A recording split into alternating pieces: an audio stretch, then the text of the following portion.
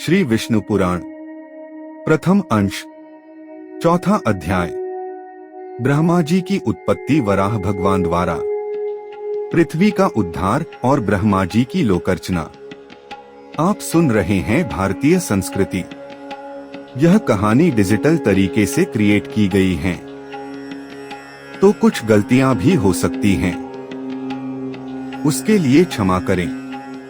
अब कथा सुनते हैं। श्री मैत्रेय बोले, हैं महामुनि, कल्प के आदि में नारायणाख्य भगवान ब्रह्मा जी ने जिस प्रकार समस्त भूतों की रचना की, वह आप वर्णन कीजिए।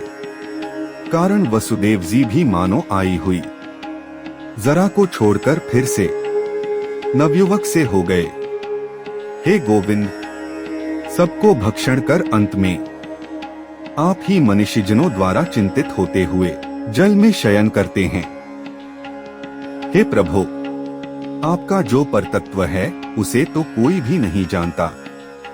अत आपका जो रूप अवतारों में प्रकट होता है, उसी की देवगण पूजा करते हैं। आप परब्रह्म की ही आराधना करके मुमुक्षुजन मुक्त है। भला वासुदेव की आराधना किए बिना कौन मोक्ष प्राप्त कर सकता है? मन से जो कुछ ग्रहण संकल्प किया जाता है, चक्षु आदि इंद्रियों से जो कुछ ग्रहण विषय करने योग्य है, बुद्धि द्वारा जो कुछ विचारणीय है, वह सब आप ही का रूप है। हे प्रभु, मैं आप ही का रूप हूँ, आप ही के आश्रित हूँ और आप ही के द्वारा रची गई हूँ तथा आप ही की शरण में हूँ। इसीलिए लोक में मुझे माधवी भी कहते हैं। हे संपूर्ण ज्ञानमय, हे स्थूलमय, हे अव्यय, आपकी जय हो। हे अनंत, हे अव्यक्त, हे व्यक्तमय प्रभु, आपकी जय हो। हे परापर स्वरूप, हे विश्वात्मन, जे यज्ञप्ते, हे अनघ, आपकी जय हो। हे प्रभु, आप ही यज्ञ हैं, आप ही वशटकार हैं, आप ही ओंकार हैं और आप ही अग्नियां हैं। हे हरे, आप ही वेद, वेदांग और यज्ञ पुरुष हैं तथा सूर्य आदि ग्रह, तारे, नक्षत्र और संपूर्ण जगत भी आप ही है। हे पुरुषोत्तम, हे परमेश्वर, मूर्त अमूर्त, दृश्य अदृश्य तथा जो कुछ मैंने कहा है और जो नहीं कहा, वह सब आप ही है। अत आपको नमस्कार है, बारंबार नमस्कार है।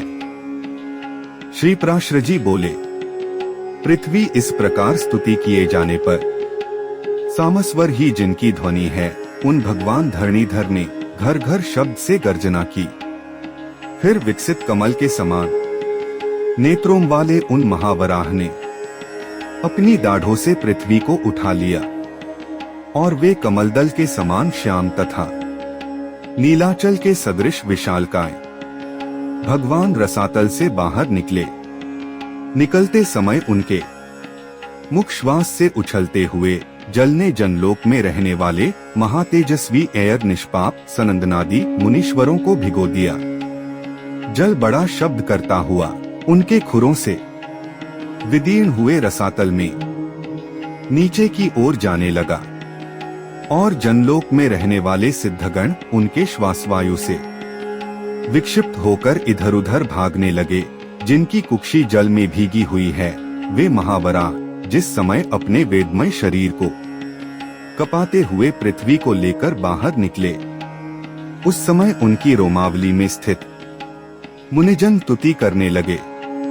उन निशंक और उन्नत दृष्टि वाले धराधर भगवान की जनलोक में रहने वाले सनंदनादि योगीश्वरों ने प्रसन्न चित्त से अति नम्रता पूर्वक सिर झुकाकर इस प्रकार स्तुति की।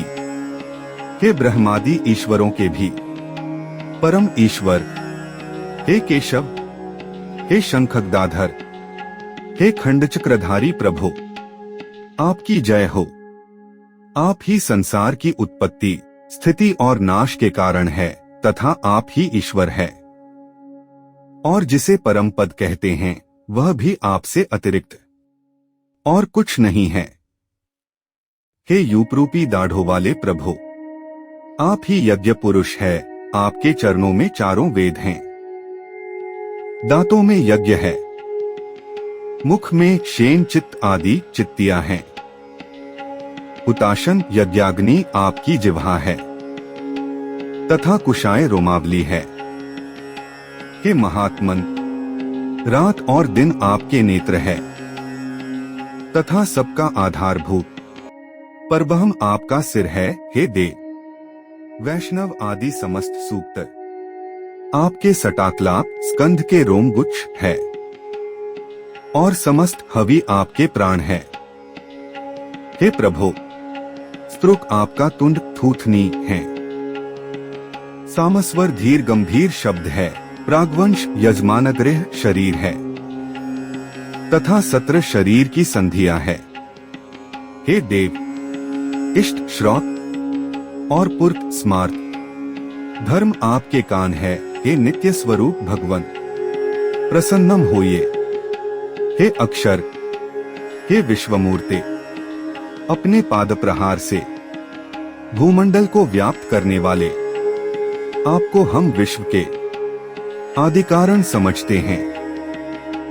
आप संपूर्ण चराचर जगत के परमेश्वर और नाथ है। अत प्रसन्न होइए। हे नाथ, आपकी दाढ़ों पर रखा हुआ यह संपूर्ण भूमंडल ऐसा प्रतीत होता है मानो कमलवन को रौंदते हुए गजराज के दांतों से कोई कीचड़ में सना हुआ कमल का पत्ता लगा हो। हे अनुपम प्रभावशाली प्रभु, पृथ्वी और आकाश के बीच में जितना अंतर है वह आपके शरीर से ही व्याप्त है। हे विश्व को व्याप्त करने में समर्थ तेजयुक्त प्रभु, आप विश्व का कल्याण कीजिए। हे जगतपते, परमार्थ सत्य वस्तु तो एकमात्र आप ही है। आपके अतिरिक्त और कोई भी नहीं है। यह आपकी ही महिमा माया है जिससे यह संपूर्ण चराचर जगत व्याप्त है। यह जो कुछ भी मूर्तिमान जगत दिखाई देता है ज्ञान स्वरूप आप ही का रूप है। अजितेंद्रिय लोग भ्रम से इसे जगत रूप देखते हैं। इस संपूर्ण ज्ञान स्वरूप जगत को बुद्धिहीन लोग अर्थरूप देखते हैं। अत वे निरंतर मोहमय संसार सागर से भटका करते हैं। हे परमेश्वर, जो लोग शुद्ध चित्त और विज्ञानवेत्ता हैं वे इस संपूर्ण संसार को आपका ज्ञानात्मक स्वरूप ही देखते हैं। हे सर्व जे सर्वात्मन, प्रसन्न होइए। हे अप्रमेयात्मन, हे कमलनयन, संसार के निवास के लिए पृथ्वी का उद्धार करके हमको शांति प्रदान कीजिए। हे भगवन, हे गोविंद, इस समय आप सत्व प्रधान है। अत हे ईश, जगत के उद्भव के लिए आप इस पृथ्वी का उद्धार कीजिए। और हे कमलनयन, हमको शांति प्रदान कीजिए। आपके द्वारा यह सर्ग की प्रवृत्ति संसार का उपकार करने वाली हो। हे कमलनयन, आपको नमस्कार है। आप हमको शांति प्रदान कीजिए।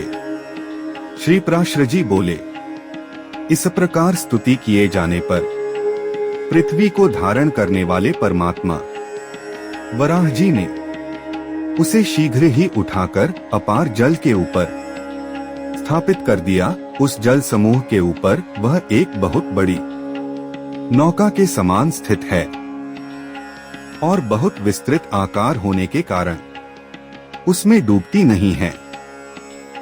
फिर उन अनादि परमेश्वर ने पृथ्वी को समतल कर उस पर जहां तहां पर्वतों को विभाव करके स्थापित कर दिया। सत्य संकल्प भगवान ने अपने अमोघ प्रभाव से पूर्वकल्प के अंत में दग्ध हुए समस्त पर्वतों को पृथ्वी तल पर यथास्थान रच दिया।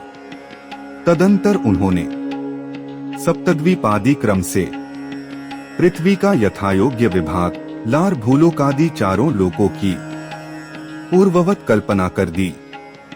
फिर उन भगवान हरि ने रजोगुण से युक्त हो चतुर्मुखधारी ब्रह्मारूप धारण कर सृष्टि की रचना की। सृष्टि की रचना में भगवान तो केवल निमित्त मात्र ही है, क्योंकि उसकी प्रधान कारण तो सृज्य पदार्थों की शक्तियां ही है। हे तपस्वियों में श्रेष्ठ मैत्रेय, वस्तुओं की रचना में निमित्त मात्र को छोड़कर और किसी बात की आवश्यकता भी नहीं है, क्योंकि वस्तु तो अपनी ही परिणाम शक्ति से वस्तुता को प्राप्त हो जाती है।